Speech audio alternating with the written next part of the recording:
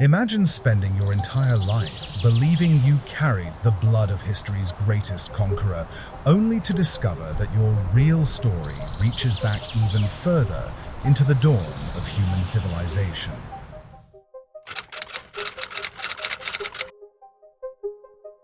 For 4,000 people living in 4 remote villages along the India-Pakistan border, this wasn't just imagination. The Brokpa of Dah-Hanu had been told for centuries that they were the last pure descendants of Alexander the Great's lost army, Greek warriors who chose love over glory, staying behind in the Himalayas rather than returning to Macedonia. Their blonde hair and piercing blue eyes seemed to prove it. Their ancient stories spoke of it. The outside world celebrated them for it. But when DNA scientists finally arrived in their windswept villages in the early 2000s, they brought news that would shatter everything these mountain people thought they knew about themselves and reveal a heritage far more extraordinary than any Greek legend could contain. In today's video, we're diving deep into one of the most stunning genetic revelations of the 21st century. How modern science exposed the truth behind the Brokpa's legendary claims and uncovered a story that reaches back to humanity's earliest mountain pioneers. Picture the year 326 BCE, when Alexander the Great's war elephants thundered through the Indus Valley, crushing the armies of King Porus and reshaping the ancient world.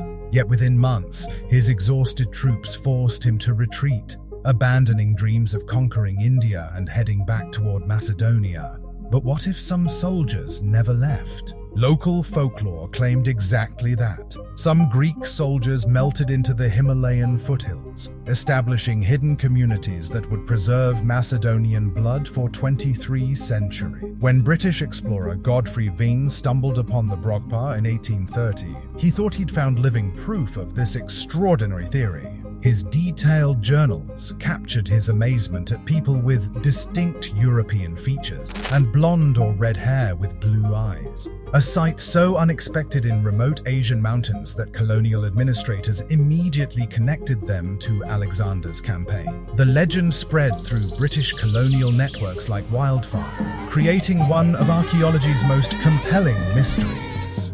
But the Brokpa had their own version of their origins that ran even deeper than any Greek conquest.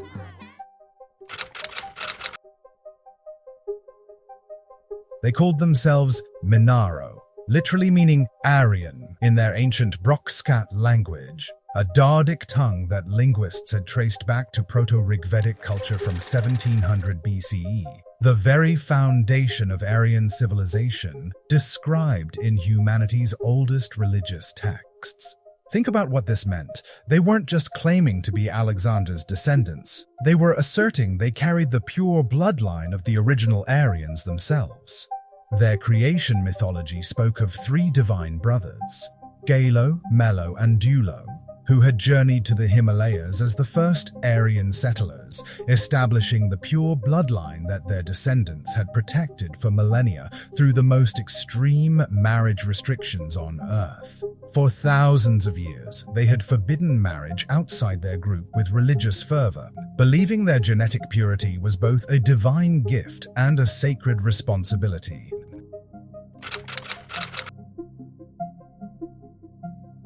Their cultural practices seemed to validate these extraordinary claims. They practiced cremation, a defining characteristic of the cemetery H culture that marked Vedic civilization's earliest stages. Their maternal uncles played crucial ceremonial roles, echoing ancient Dravidian traditions that stretched back to India's pre-agricultural societies. Most distinctively, they wore elaborate tepi headgear, colorful crowns adorned with peacock feathers, silver brooches, and 7 colored ribbons that they believed offered protection from planetary influences and evil spirits. Every element of their culture appeared frozen in time, preserving ancient traditions that had vanished everywhere else.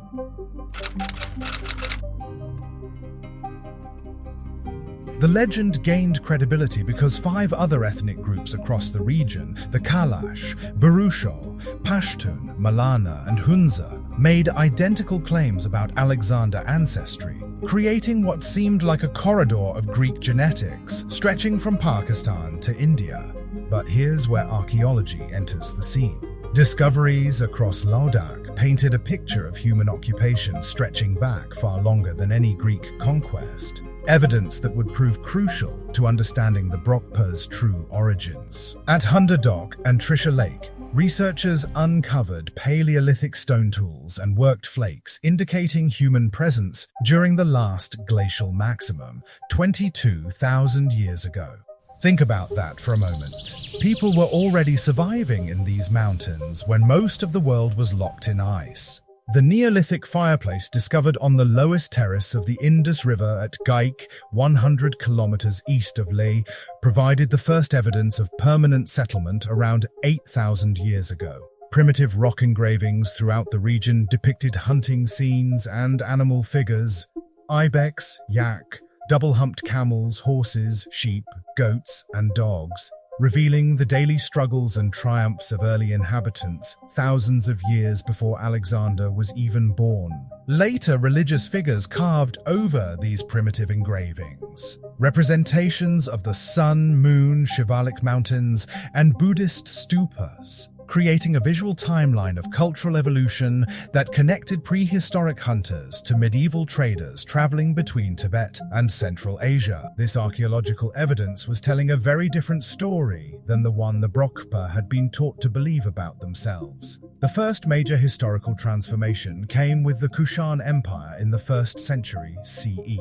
Kushan rulers, originally Central Asian nomads, established a vast empire stretching from Afghanistan to northern India, making Ladakh a crucial link in their trade networks. Kharoshthi inscriptions discovered near Kalatsi Bridge, dating to the 1st century CE, provided written evidence of this period's cultural complexity and showed how Persian, Greek, Indian, and Central Asian influences merged into something entirely new. The Kushans brought Buddhism northward from the Gandhara region, establishing the first monasteries in Ladakh and creating the religious foundation that would define the region for the next millennium. Between the mid-7th and mid-9th centuries CE, Tibetan forces gained control of Ladakh, introducing Tibetan Buddhism and administrative systems that shaped local governance for centuries.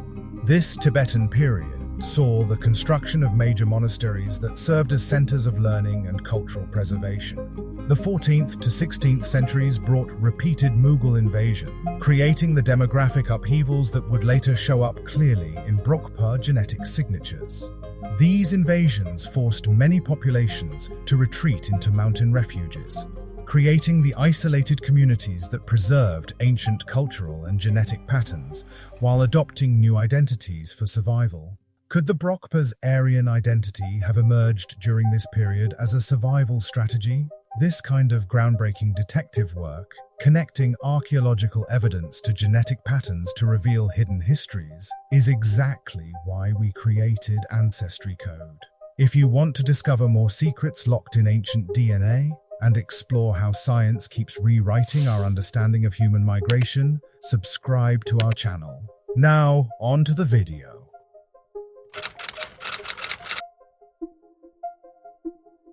In the early 2000s, a team led by geneticist Adikarla Siyama from the Genographic Project arrived in Dah-Hanu with cutting-edge DNA sequencing equipment and a clear mission: test 23 centuries of folklore against hard genetic evidence. For the Brokpa, this represented far more than academic curiosity. This was a test of everything they believed about themselves, their ancestors, and their place in human history.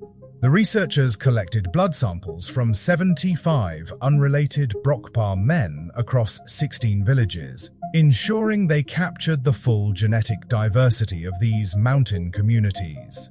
The logic was straightforward and testable. If the Alexander theory held any truth, the results should reveal clear European haplogroups, genetic signatures of Mediterranean ancestry carried through paternal lines for 23 centuries. If the Brokpa were genuine Indo-European Aryans, their DNA should show high frequencies of R1A1M17, the genetic marker that traced the Great Migrations from the Eurasian steppes 4,000 years ago. When the final results emerged, they would forever change how these mountain people understood their place in human history. 62.7% of Brokpa men carried L1A2 M357 haplogroups, a rare genetic signature found in scattered populations across India, but completely absent in Greeks, Macedonians, or any European population. Only 8% showed the R1A1M17 markers that should dominate in true Indo-European populations. Their maternal DNA revealed an equally surprising pattern. 49.1% carried A4 haplogroups with origins stretching from Siberian populations to Central Asian nomads, genetic lines with no connection to the Mediterranean world. The verdict was absolute and undeniable. The Brokpa carried zero genetic evidence of Greek, Macedonian, or any European ancestry. 23 centuries of cherished legend had just been obliterated by the unforgiving precision of modern molecular biology. But the destruction of one story led to the discovery of something far more remarkable.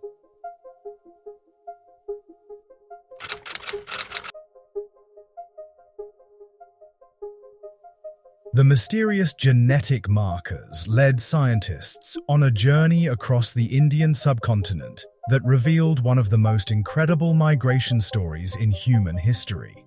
Comparing samples from over 12,000 individuals across 180 populations, researchers mapped the distribution and diversity of this ancient lineage, like archaeologists following migration trails through time.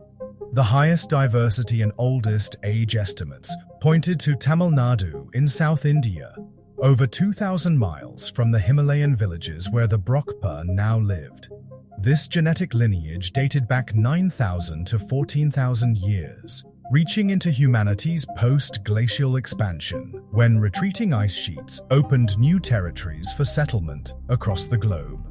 Age calculations using average square distance methods revealed that Brokpa ancestors had arrived in the Himalayas approximately 8,300 years ago. Picture their ancestors' incredible journey, traversing river valleys northward from the Deccan Peninsula, following seasonal migration routes that connected South Indian populations to the trans-Himalayan regions during humanity's great post-glacial expansion. The L1A2 lineage represented something extraordinary, one of humanity's earliest successful adaptations to high-altitude environments, predating Indo-European migrations by thousands of years.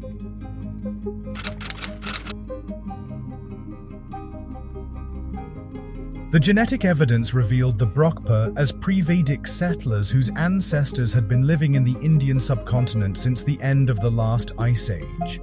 Their L1A2 lineage belonged to a haplogroup associated with South Asian populations for over 30,000 years and representing some of the earliest successful human settlements outside Africa. By the time Indo-European speaking peoples arrived in the region around 4,000 years ago, Brokpa ancestors were already established mountain dwellers with millennia of local adaptation behind them. Their Aryan identity had emerged through language adoption during later cultural exchanges, following the common historical pattern where populations absorbed new languages while maintaining their ancestral genetic signatures. This means that the Brokpa weren't latecomers carrying foreign genes into the Himalayas. They were among the original pioneers who first made human life possible in one of Earth's most challenging environments. They had been perfecting high-altitude survival for thousands of years before the first Indo-European speaker ever set foot in the region. Advanced population analysis revealed their remarkable resilience through historical catastrophes. Bayesian skyline plots showed they had survived major demographic crashes during the Mughal invasions between the 14th and 16th centuries. Buddhist Brokpa communities experienced founder effects dating to 11 to 13 generations ago, while Islamic Brokpa groups showed bottlenecks from 21 to 24 generations ago. Timing that coincided precisely with documented periods of political upheaval and forced religious conversions. Their strict endogamy, practiced for thousands of years, had unknowingly created a genetic time capsule, preserving lineages that provided unique insights into human migration and adaptation. High-altitude adaptation genes marked them as one of humanity's most successful mountain populations, carrying modifications developed over millennia of survival at 11,000 feet above sea level.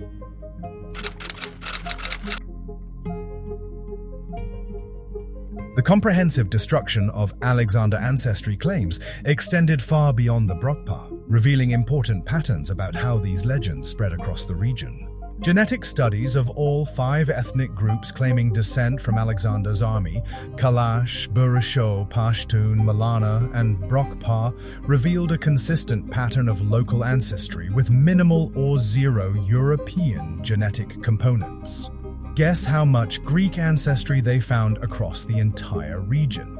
Only the Pashtun population showed any Greek genetic signature, and even then, it represented just 2% of their total ancestry, the sole trace of Alexander's genetic legacy across the entire region. This pattern revealed that the Alexander legend wasn't based on preserved memories of actual Greek settlement, but colonial-era interpretations imposed on populations whose unusual physical features seemed to demand exotic explanations.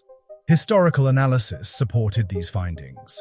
Alexander's army had been ethnically diverse, incorporating soldiers from across his vast empire rather than consisting purely of Macedonian Greeks. Archaeological evidence showed the Brokpa had been established residents when Alexander's forces passed through the Indus Valley in 326 BCE. They were witnesses to history rather than participants in Greek expansion.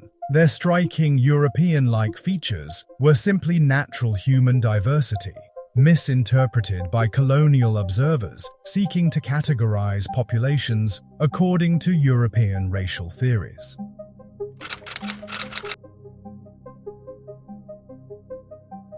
The revelation of Brokpa genetic origins cast harsh light on decades of tourism exploitation that had turned ancient communities into living museum pieces for commercial gain. After the 1999 Kargil War, the Indian government officially branded their region as the Aryan Valley, transforming sacred homeland into marketable tourist attraction. Tourism campaigns promoted them as the last Aryan villages of India, drawing visitors from around the globe, seeking to glimpse supposed genetic relics of ancient civilizations. The most disturbing manifestation came when German women traveled to Brokpa villages, specifically to have children with local men they believed carried pure Aryan genes, a grotesque echo of 20th century racial pseudoscience that reduced human beings to genetic commodities. Award-winning documentaries spread Alexander ancestry claims worldwide without scientific verification, cementing false narratives in popular consciousness, while the real story remained hidden.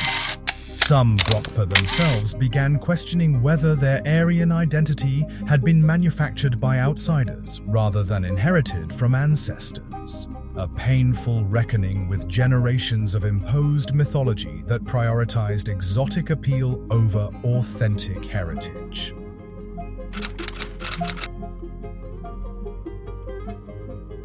In spite of all this, the Brokpa's true genetic heritage revealed them as infinitely more precious than any tourist-friendly legend could suggest. Their L1A2 markers existed in only 21.4% of populations studied across India, making them a genetic isolate preserving ancient DNA patterns from humanity's post-glacial expansion. As direct descendants of some of the Indian subcontinent's earliest inhabitants, they represented living connections to human societies that predated agriculture, writing, and recorded history, walking libraries of our deepest past. The Brokpa story is a reminder that, in a world that often feels disconnected from its roots, your ancestors never truly disappear. They continue their journeys through you, carrying forward the resilience, adaptability, and determination that brought humanity through ice ages, across continents, and into the modern world. This was Ancestry Code, and as always, thanks for watching.